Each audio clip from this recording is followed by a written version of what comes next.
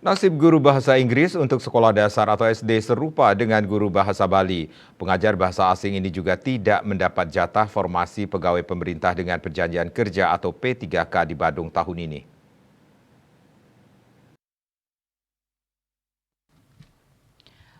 Hal itu terungkap saat kelompok kerja guru KKG Bahasa Inggris Kabupaten Badung beraudiensi ke DPRD Badung Rabu 7 Desember.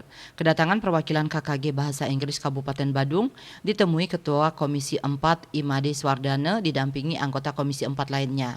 Ketua Komisi 4 Imade Swardana mengatakan kehadiran perwakilan KKG Bahasa Inggris Kabupaten Badung ini memperjuangkan agar guru bahasa Inggris untuk SD mendapatkan formasi dalam seleksi P3K.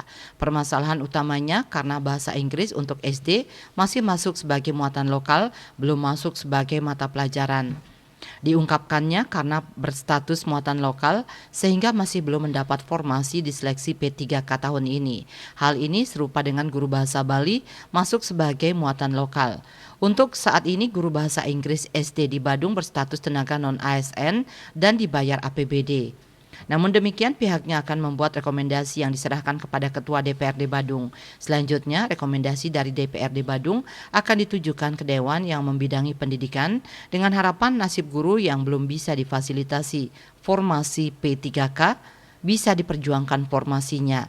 Menurutnya pihaknya bersama eksekutif akan bersama-sama memperjuangkan nasib para guru muatan lokal tersebut, termasuk ke Kemenpan RB agar memperbaharui kebijakan untuk guru yang belum terfasilitasi di P3K.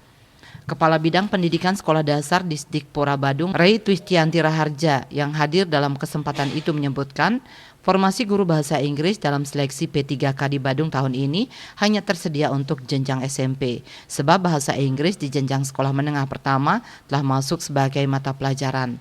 Dari audiensi yang dilakukan KKG Bahasa Inggris Kabupaten Badung ini, Ray meminta agar para guru membuat permohonan secara tertulis terkait aspirasi yang disampaikan. Dari permohonan tertulis nantinya dibuatkan rekomendasi.